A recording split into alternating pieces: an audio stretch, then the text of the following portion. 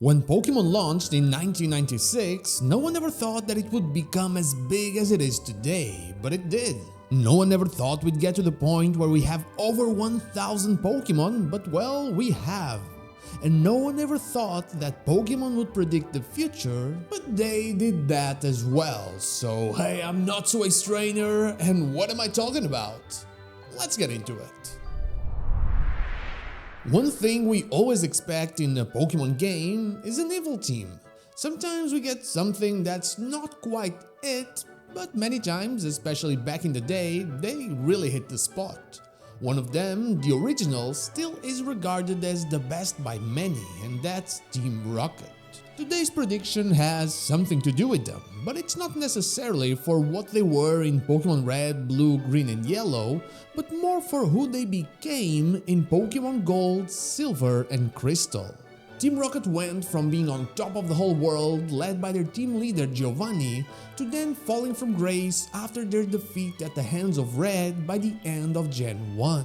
In Gen 2, we meet the version of them that is nowhere as powerful as they once were and act in a very different way. Speaking of powerful, there's a lot of power in the like, subscribe and the join button, so be sure to use it. But first, in order to understand this use of future sight, we kinda have to briefly talk about the origins of Team Rocket.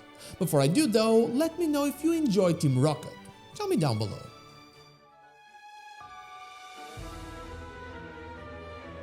Team Rocket, especially if we look at them with Western eyes, is based on the classic Italian mafia, such as La Cosa Nostra from Sicily or the Camorra from Napoli. But if we look at this team through the eyes of those who developed the games, Giovanni becomes Sakaki, and the leader not of a Western-inspired mafia, but likely of the Yakuza, also known as Boryokudan, or the Japanese mafia. I made a whole video about this a long time ago, going into more detail if you want to check it out. The Yakuza were always very influential, especially during their early years, and had people in many different places of Japanese society and members all over the world. But as the law became more and more aggressive towards them, their numbers dwindled immensely. For example, while in 1963, when they officially formed, they got to have around 184,100 members and quasi-members, they now have around 18,800, which is a big number, but compared to the previous one, they just don't have the same power they once had.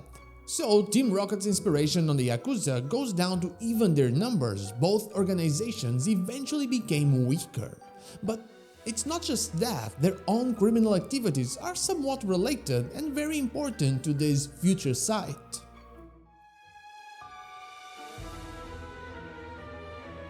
The Yakuza have many activities, but a lot of their money was made through controlling the gambling circuit in Japan, at least initially.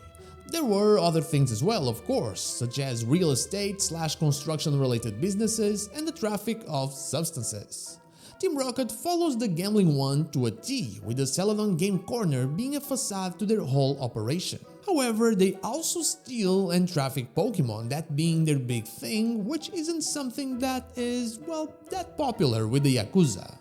At around the time of Gen 2, Team Rocket lost a lot of its influence and so also lost the way to finance a lot of their activities. Something like what they had with the Celadon Game Corner or even Giovanni being the gym leader in Iberian City is kind of something that requires both money and wits, and with Giovanni gone, it really revealed that he was the true brain behind the operation. And so they continued doing what they did best, or not really because, you know, they were always caught, but that was stealing.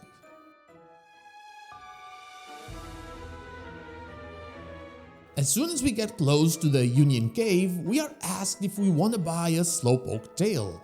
It's also very expensive and clearly illegal, as the man that's trying to sell it to us looks and acts very shady.